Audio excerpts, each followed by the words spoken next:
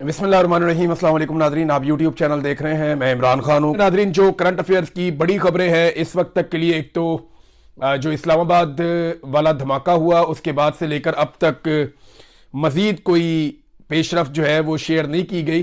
कुछ लोग ये दावा कर रहे हैं कि जो लोग जाम बहक हुए उनकी तादाद ज़्यादा है और तादाद सही तरह बताई नहीं जा रही, जबकि सरकारी सतह पे इस चीज़ के बारे में अभी तक कोई तस्दीक नहीं हुई। ये दहशतगर्दी का एक बड़ा खौफनाक वाक़या है। पहले तलाल चौधरी ने कहा कि इसमें किसी किस्म का कोई सिक्योरिटी का मसला नहीं था, यानी उन्होंने कहा ये सिक्योरिटी की नाकामी नहीं है। ये तलाल चौधरी ने कहा, जो वजीर मुमलिकत बराए दाखिला है। और उसके बाद यही बात जो इंफॉर्मेशन मिनिस्टर अता तारड़, उन्होंने भी ये बात की कि ये सिक्योरिटी का फेलियर नहीं है, सिक्योरिटी की नाकामी नहीं है। तो अगर ये खुदकुश धमाका सिक्योरिटी की नाकामी नहीं है तो फिर किसकी नाकामी है? यानी सिक्योरिटी की ही नाकामी हो सकती है कि आप सिक्योरिटी देने में नाकाम रहे और खुद कुछ धमाका हो गया। आपकी इंटेलिजेंस नहीं थी, दहशतगर्द आ गए, उन्होंने आके धमाका कर दिया, फायरिंग कर दी, बहुत सारे लोगों की जानें ले ली। तो ये तो एक तरह का फेलियर है।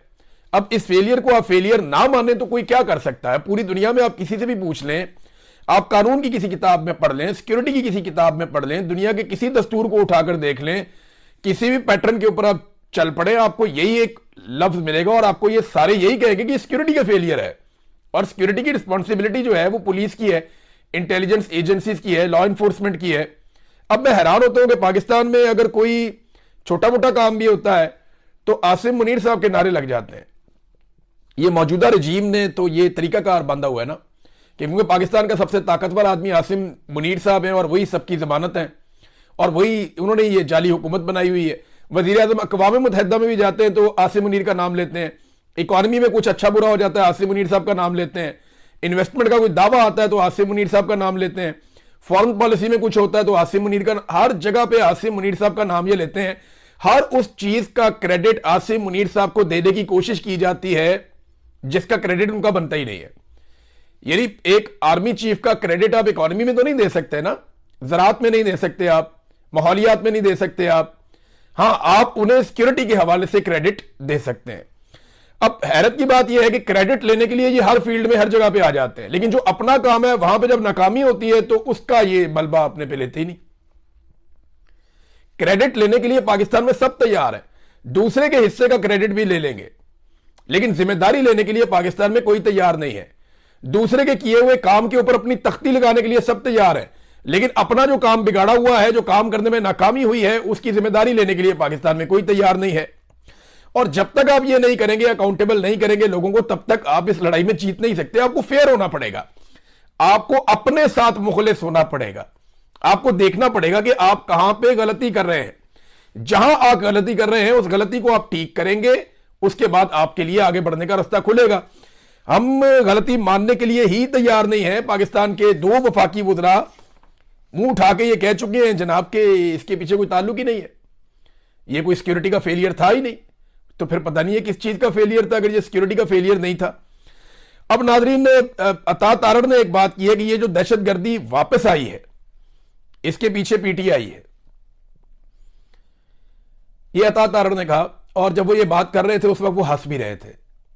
ये एक तरह की बेइज्जती होती है। मुझे अच्छी तरह याद है जब सानिया एपीएस हुआ था तो नवाज शरीफ साहब पेशावर गए थे, उन्हें हंसना नहीं चाहिए था। मुझे बड़ी तकलीफ हुई थी, मैंने उस वक्त टीवी चैनल के ऊपर काफ़ी तनकीद भी की थी कि नवाज शरीफ को हंसना नहीं चाहिए था। वो उस वक्त वजीर आजम थे जब सानिया एपीएस हुआ था और पेशावर में बच्चों का कत्लेआम हो गया था, तो उस वक्त उन्हें हंसना नहीं चाहिए था, वहां पर जाके उन्हें संजीदा रहना चाहिए था। इसी तरह अता तारड़ साहब को भी इस मौके पर हंसना नहीं चाहिए था, लेकिन ये मजबूर है।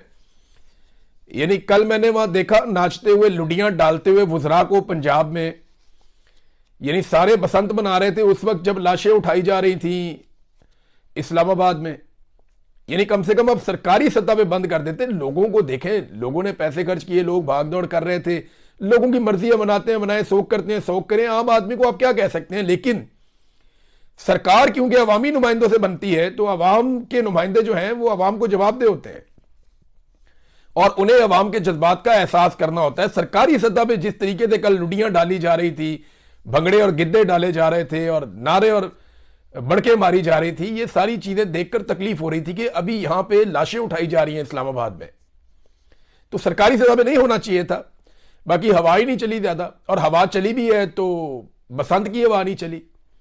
यानी जो लाहौरी है ना, जो असल लाहौरी है, उसने बसंत को रिजेक्ट किया है। देखिए, ऑर्गेनिक चीज ऑर्गेनिक ही होती है।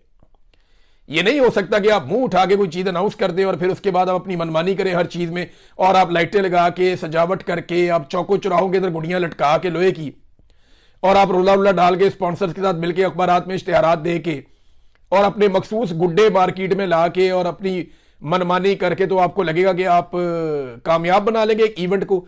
इवेंट्स कामयाब होते हैं लोगों की शमूलियत के साथ। तो बड़ी माजरत के साथ लोगों की शमूलियत इस बसंत के अंदर वैसी नहीं थी जैसे माजी में होती थी।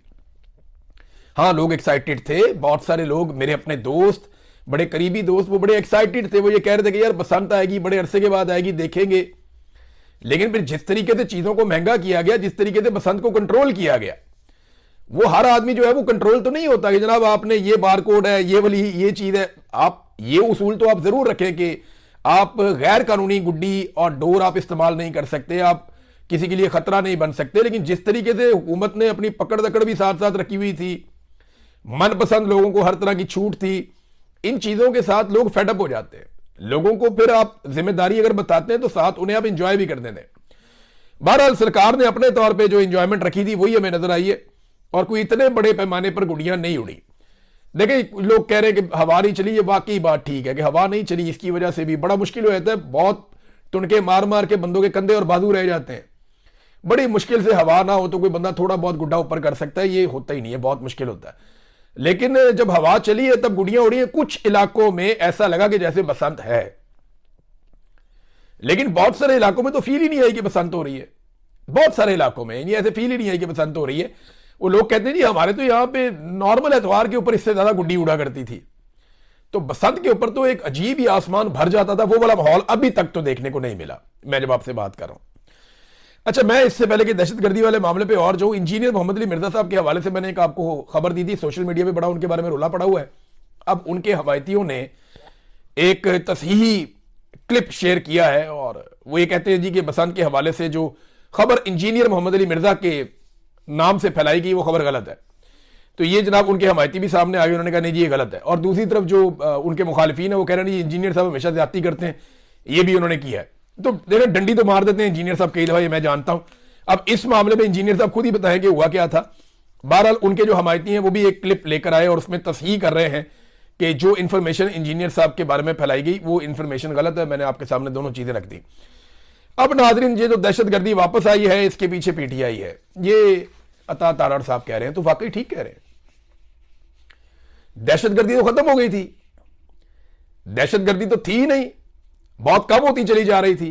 और इमरान खान साहब के दौर में जो पॉलिसी आई, और ये एक पॉलिसी नहीं थी, तवातर के साथ पाकिस्तान कभी लड़ रहा था, कभी एंगेज कर रहा था, और पाकिस्तान ने बड़ी कुर्बानियां देके, यानी सबसे बड़ी कुर्बानी पाकिस्तान के शहरियों की है। ये कोई कहानी ना हमें सुनाए कि जनाब ज्यादा पुलिस वाले शहीद हो गए या ज्यादा फौजी शहीद हो गए। वो इस काम के लिए उन्हें चुना जाता है, वो इस काम के लिए भर्ती होते हैं। लेकिन एक आम ताजिर, एक आम राहगीर, एक आम शहरी वो इस काम के लिए भर्ती नहीं होता और वो शहीद हो जाता है। तो सबसे ज्यादा कुर्बानियां पाकिस्तान के शहरियों ने दी है। अगर आप 70,000 80,000 लाशों को आप गिने तो उनमें जो सिक्योरिटी इदारों के लोग हैं वो बहुत कम है परसेंटेज में। बहुत बड़ी तादाद में हमारे शहरी हैं जो शहीद हुए हैं दहशतगर्दी के खिलाफ लड़ाई में, और सफे अव्वल में खड़े हुए हैं, हार भी नहीं मानी। पाकिस्तान के शहरी जो है वो डट कर खड़े हुए हैं, सबसे ज्यादा उन्होंने कुर्बानियां दी हैं। शाकिर अवान साहब को भी रात गए अगवा कर लिया गया, उसके बारे में पहले मेरे पास इंफॉर्मेशन नहीं थी। शाकिर अवान साहब जो हैं वो बड़े मेहनती जर्नलिस्ट हैं, मैं उनके साथ कुछ इंटरव्यूज़ भी कर चुका हूँ और बड़ी शानदार तरीके से और बड़ी ईमानदारी के साथ वो अपना काम करते हैं। जब PMLN बहुत मुश्किलात में थी और इस्टेब्लिशमेंट उनके खिलाफ होती थी तो शाकिर अवान साहब उस दौर में भी रिपोर्टिंग करते थे और वो खबरें भी चला देते थे जो खबरें कोई और नहीं चला सकता था। फिर वक्त गुजरा और PMLN ने जूते पॉलिश किए, इक़्तिदार में आ गए और इमरान खान साहब के ऊपर इस्टेब्लिशमेंट की चढ़ाई हो गई। अब शाकिर अवान साहब जो हैं वो दूसरी तरफ की कवरेज भी उसी तरह कर रहे हैं, लेकिन PMLN को ये पसंद नहीं है और इसी वजह से अब वो जिन लोगों को कल को कहते थे कि ये मुजाहिद हैं, ये ज़बरदस्त रिपोर्टिंग कर रहे हैं, इनसे बेहतर कोई सहाफ़ी हो नहीं सकता, ये सारे इकट्ठे होकर मुतीउल्लाह जान के घर पहुंच गए थे जब वो चंद घंटे के लिए अगवा हुए थे। और ना सिर्फ ये हुआ था बल्कि मुतीउल्लाह जान को जाके ये मुती भाई कहते थे ये सारे लोग, और उनकी बड़ी इज्जत करते थे उनके पॉइंट ऑफ व्यू की वजह से, क्योंकि वो सही चीज़ को सही और गलत चीज़ को गलत कह रहे थे। हालांकि मेरा कुछ चीज़ों पे मुतीउल्लाह साहब से इख्तलाफ रहा, लेकिन एक चीज़ है कि वो अपने मौक़िफ़ के ऊपर डट जाने वाला आदमी है। मुतीउल्लाह जान ने अब जब इनको एक्सपोज करना शुरू किया तो अब इनके जो इंफॉर्मेशन मिनिस्टर हैं वो उनके ऊपर एलिगेशन लगा रहे हैं और उनको सहाफ़ी मानने से इनकारी हैं। सवाल ये पैदा होता है कि क्या ये लोग खुद इंसान भी हैं कि जिस चौक में जिस जगह पे लाशें गिरी हैं वहां पे जाकर खड़े होकर इंफॉर्मेशन मिनिस्टर जो है वो लतीफ़े सुना रहा है, वहां खड़े होकर जुगते मार रहा है। और भाई अभी वहां से लाशें उठाई गई हैं थोड़ी देर पहले, वहां पे लोग जख्मी हुए हैं, बहुत सारा खून गिरा हुआ है सड़कों के ऊपर, हद हो गई। वैसे शाकिर इवान साहब जो हैं इनके घर के ऊपर रेड किया गया, रात गए 2 बजे के करीब, और दीवारें फलांग कर लोग अंदर गए। नीचे वाली मंजिल पे शाकिर इवान साहब नहीं थे, नीचे सारी तलाशी ली, ऊपर वाली मंजिल पे गए और शाकिर इवान साहब को वहां से पकड़ा। उनके फैमिली मेंबर्स कह रहे हैं उन्हें शुबा है कि ऊपर उनके ऊपर टॉर्चर भी किया गया शाकिर इवान साहब के ऊपर। इन्होंने पूछा कि जनाब आपके पास कोई वारंट है, कोई अरेस्ट वारंट है, कोई सर्च वारंट है, तो इसके ऊपर उनके ऊपर टॉर्चर किया गया, फिर उनको उठाकर वहां से ले गए। क्योंकि इससे पहले भी जो है वो इनके घर वाले ऐसी चीजें फेस कर चुके हैं, लिहाजा वो बंदों को पहचानते भी हैं। जो लोग आए थे रेड करने के लिए उनमें कुछ पुलिस वाले थे, कुछ FIA वाले थे और कुछ नामालूम अफराद थे जो नकाबपोश थे। उन्होंने मुंह के ऊपर मास्क पहने हुए थे, जैसे बंदे आपने बाकी रेड्स के अंदर देखे, मेरे घर पे जो गए थे या वो आगा शेख आगा के घर जो गए थे, बाकी लोगों के घर जो जाते हैं आपको नजर ही आ जाते हैं। तो इस तरह मुख्तलिफ किस्म के लोग गए थे और इन्होंने जाके शाकिर इवान साहब को अगवा किया और लेकर चले गए। अब FIA कह रही है उनके पास नहीं है, पुलिस कह रही है उनके पास नहीं है, हर जगह पे पता किया है और शाकिर इवान साहब को मुबैना तौर पे एजेंसियां उठाकर ले गई हैं और अभी तक उनको वापस नहीं किया जा रहा। सिर्फ ये इन्फॉर्मेशन आई है कि उनको बाद में FIA के हवाले कर दिया जाएगा और FIA के जरिए से वो वापस अपने घर पहुंच जाएंगे। अब शाकिर इवान और मुतीउल्लाह जान दोनों के साथ हुआ गया, मुतीउल्लाह जान पे एक अजीबोगरीब मुकदमा डाल दिया गया कि जनाब ये नशे की हालत में जा रहे थे, इन्होंने बैरियर के अंदर गाड़ी मारी, फिर पुलिस वाले थे गन छीन के उसके ऊपर तान दी, फिर जब तलाशी ली इनको काबू करके तो गाड़ी के अंदर से आइस भी मिल गई। मैंने तो मुतीउल्लाह जान को कभी सिगरेट पीते हुए भी नहीं देखा। हैरत की बात है। वैसे ऐसा भौंडा और गलीज मुकदमा दर्ज किया और अदालत ने उसके ऊपर 2 दिन का रिमांड भी दे दिया। साकिब बशीर साहब साथ मौजूद थे मुतीउल्लाह जान के जब दोनों को अगवा किया गया, फिर साकिब बशीर साहब को 5 मिनट के बाद छोड़ दिया गया, मुतीउल्लाह जान साहब को गायब कर दिया गया। फिर बाद में जब प्रेशर बहुत ज्यादा बढ़ा, और मैं ये बताता हूं ये प्रेशर बढ़ा है, मुतीउल्लाह जान को छोड़ना नहीं था क्योंकि मुतीउल्लाह जान रेगुलर अदालतों में जाते हैं तो जजेस का अदलिया का बहुत प्रेशर था, लिहाजा मुतीउल्लाह जान को मंजरे आम पे लाकर उनकी FIR करनी पड़ी। तो ये प्रेशर जो है वो मैं सारे सहाफियों से कहूंगा और सबसे मेरी गुजारिश है कि शाकिर इवान के लिए भी इसी तरह आवाज उठाए, सारे इकट्ठे होकर लाहौर हाई कोर्ट की चीफ जस्टिस के पास जाएं, उन्हें जाकर कहें जी यहाँ पे वो कवरेज करने आते हैं, इंसानी हकूक की पामाली हो रही है, आप चीफ जस्टिस हैं, हमारा बंदा बरामद करवा के दें। वो जो पुलिस वाले साथ आए थे, FIA वाले आए थे, उन्हें बुलाएं, उन्हें कहें जी हमारा बंदा वापस करें। और इसी तरह जो है वो इस्लामाबाद के अंदर हमारे जो दोस्त सुप्रीम कोर्ट में या इस्लामाबाद हाई कोर्ट में जाते हैं वो भी वहां जाएं और जाके जजेस से बात करें, चीफ जस्टिस ऑफ पाकिस्तान से बात करें कि जनाब हमारे सहाफी अगवा हो रहे हैं, मुतीउल्लाह जान के बारे में भी बात करें और शाकिर इवान के बारे में भी बात करें। एक अनोखी मजाहिया किस्म की FIR जो है मुतीउल्लाह जान साहब पे दी। इन दोनों बंदों का कसूर क्या है? एक चीज आप अपने जहन में रखें और सबको यह बात समझनी पड़ेगी कि रियासत का या इदारों का या हुकूमत का जो इस वक्त सबसे कमजोर पॉइंट है जहां ये बुरी तरह फंस गए हैं वो ये है कि इन्होंने रियल बुलेट्स चला दी हैं। 26 तारीख की रात को जो कुछ भी हुआ वो इनके लिए डरावना ख्वाब बन गया। इन्हें आइडिया नहीं था कि ये मामला ऐसे एक्सपोज हो जाएंगे। मुझे एक शायर है उनका शेर याद आ गया, इकबाल अजीम साहब उनका नाम है। उन्होंने एक दिन बड़ा जबरदस्त शेर कहा था, एक गजल है पूरी, उसके अंदर से उनका एक शेर है कि कातिल ने किस सफाई से धोई है आस्तीन, कातिल ने किस सफाई से धोई है आस्तीन, उसको खबर नहीं कि लहू बोलता भी है। तो लहू बोलता है जी, आप लाशें छुपा नहीं सकते, आप खून के निशान मिटा नहीं सकते। ये आपके पीछे आएगा। BBC ने बड़ी जबरदस्त इसके ऊपर एक डॉक्यूमेंट्री लिखी है, लेकिन इसका इंपैक्ट बहुत गहरा आ रहा है, पूरी दुनिया के अंदर आ रहा है। आलमी सतह के ऊपर ये जो हुक्मरान है और इनके साथ जुड़े हुए लोग हैं ये सारे फंस गए हैं और इनको जो है वो एक मुजरिम के तौर पे देखा जा रहा है जिन्होंने निहत्ते अवाम के ऊपर अंधाधुंध फायरिंग की है।